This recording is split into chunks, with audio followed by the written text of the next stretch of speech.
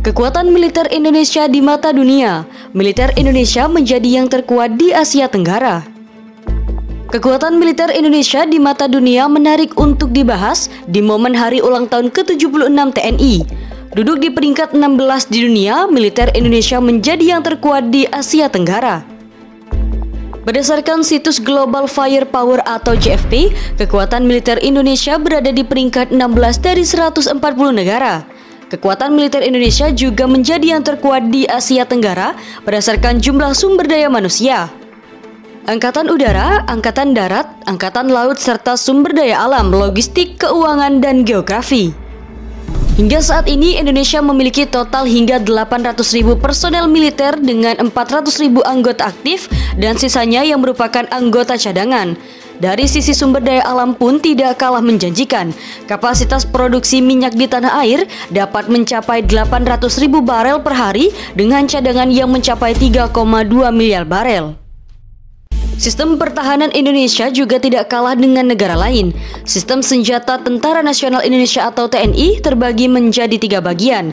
Di Angkatan Darat, Indonesia memiliki total 331 tank, 1.430 kendaraan tempur lapis baja, 153 artileri swagerak, 366 artileri tarik, dan 63 peluncur roket. Sebagai kekuatan utama dan garda paling depan dalam hal persenjataan darat, tank yang dimiliki Indonesia berada di peringkat 46. Merujuk pada peringkat GFP, posisi tersebut tepat di bawah Argentina di atas Spanyol. Pada 2021 ini, Indonesia duduk dengan tenang di peringkat 10 kekuatan angkatan laut dengan jumlah total kapal sebanyak 282 buah, dengan rincian 7 kapal fregat, 24 kapal korvet, 5 kapal selam, 176 kapal patroli, dan 10 kapal penyapu ranjau. Posisi Indonesia berada di bawah Thailand dengan jumlah total aset keamanan angkatan laut mencapai 291 buah. Kekuatan pertahanan udara Indonesia terdiri dari 41 pesawat tempur, 38 pesawat serang udara, 109 pesawat latih, 64 pesawat angkut, 17 pesawat intai dan misi khusus, 1 pesawat tanker, 188 helikopter, dan 15 helikopter tempur. Dengan total 458 aset, Indonesia berada di peringkat 28 negara dengan aset udara terbanyak, dengan posisi tepat di bawah Suriah dan di atas Kolombia. Dalam hal luas wilayah, Indonesia cukup diuntungkan dengan wilayah yang luas. Namun hal ini juga membutuhkan perhatian dan pertahanan yang baik dari sinergi kenyamanan dan keamanan setiap daerah. Dibutuhkan aset keamanan yang tidak sedikit untuk menjaga setiap sisi wilayah. Karena itu, sejak 2007, Presiden Indonesia pada masa itu Susilo Bambang Yudhoyono membuat program prioritas Kementerian Pertahanan dengan mengejar Minimum Essential Force atau MEF atau kekuatan pokok minimum persenjataan TNI. Jika berjalan sesuai rencana, program ini akan rampung pada 2024 dengan rincian tahap sebagai berikut. MEF 1 pada tahun 2010 hingga 2014, MEF 2 pada tahun 2015 hingga tahun 2019, dan MEF 3 pada tahun 2020 hingga tahun 2024. Untuk menunjang keberlangsungan program tersebut diperlukan dana sebesar kurang lebih 137 triliun rupiah. Hari ulang tahun ke-76 Tentara Nasional Indonesia atau TNI diperingati pada Selasa 5 Oktober 2021. Sejumlah kegiatan digelar di Istana Kepresidenan, mulai dari upacara hingga pameran alat utama sistem persenjataan atau alutsista milik negara. Kepala Sekretariat Presiden Heri Budi Hartono mengatakan pameran alutsista tersebut digelar agar masyarakat mengetahui alutsista yang dimiliki TNI. Selain itu juga untuk lebih mendekatkan TNI kepada masyarakat. Ada lebih dari 100 unit alutsista milik TNI yang dipamerkan, tentunya memberikan kebanggaan kepada kita, seluruh masyarakat. Dan dari alutsista tersebut, sebagian besar jarang diketahui masyarakat, ungkap Heru Senin 4 Oktober 2021.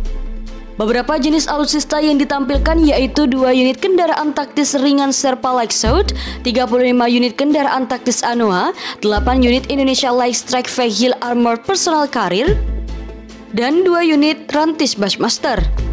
Ada juga 19 unit P6 ATAF, 18 unit rudal Mistral, 2 unit Mistral MPCV, 4 unit radar MPCV, 2 unit BTR-4, 1 unit Alligator, 2 unit APC Turangga, 4 unit MLRS RM70 Vampir beserta 1 unit Rantis Tatrapan, 2 unit Orlikon Psych Shield, 4 unit MLRS Astros, dan 6 unit Armet Caesar 155 mm. Heru menyadari keberadaan alutsista tersebut tentunya menarik perhatian pengguna jalan.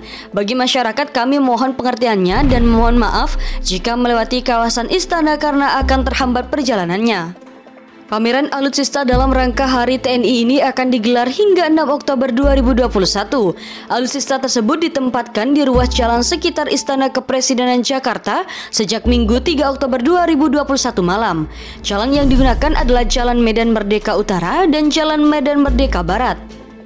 Kepala Staf Angkatan Udara atau KSAU Marsikal TNI Fajar Prasetyo memiliki harapan khusus dalam peringatan Hari Ulang Tahun ke-76 TNI. Harapan tersebut berkaitan dengan kondisi bencana non-alam pandemi COVID-19 yang tengah melanda Indonesia hampir 2 tahun lamanya. Fajar mengatakan seiring dinamika perjalanan bangsa, khususnya di tengah pandemi COVID-19, TNI senantiasa memberikan upaya terbaik dalam melaksanakan tugas-tugas yang diamanahkan oleh negara. Jenderal Bintang 4 ini pun berharap momen peringatan HUT TNI ini bisa menjadikan semangat perjuangan yang selama ini dilakukan para prajurit TNI dalam membantu penanganan COVID-19 ini membuahkan hasil yang baik. Dengan ridho Tuhan Yang Maha Kuasa serta bersatu berjuang bersama rakyat, kita pasti memenangkan pertempuran melawan pandemi COVID-19. Selaku Kepala Staf Angkatan Udara dan mewakili keluarga besar Angkatan Udara, saya mengucapkan selamat ulang tahun ke-76 Tentara Nasional Indonesia. Di lain itu, Menteri Koordinator Bidang Politik, Hukum, dan Keamanan Menko Polhukam Mahfud MD mengucapkan selamat hari ulang tahun TNI ke-76. Mahfud MD berharap TNI terus berkontribusi dalam penanganan pandemi COVID-19. Teruskanlah kontribusi TNI dalam menangani pandemi COVID-19. Dirgahayu Tentara Nasional Indonesia, kata Mahfud MD melalui keterangan video Senin 4 Oktober 2021. Tak hanya itu, di usianya yang semakin matang, Mahfud MD meminta agar prajurit yang ada di dalam tubuh TNI tetap menjaga 4 hal. Pertama, profesionalitas, disiplin, militan, serta rendah hati. Mahfud mengatakan TNI selalu mengawal pertahanan negara dengan penuh setia yang tentunya menjunjung tinggi nilai Pancasila dan Undang-Undang 1945. TNI juga turut berjuang untuk kemakmuran negeri dan kesejahteraan rakyat dengan berpatokan kepada Sabta Marga dan Sumpah Prajurit. Dirgahayu ke-76 Tentara Nasional Indonesia mengawal pertahanan negara dengan penuh setia kepada Pancasila dan Undang-Undang Dasar 1945. Berjuang untuk kemakmuran negeri dan kesejahteraan rakyat dengan semangat Sabta Marga dan Sumpah Prajurit.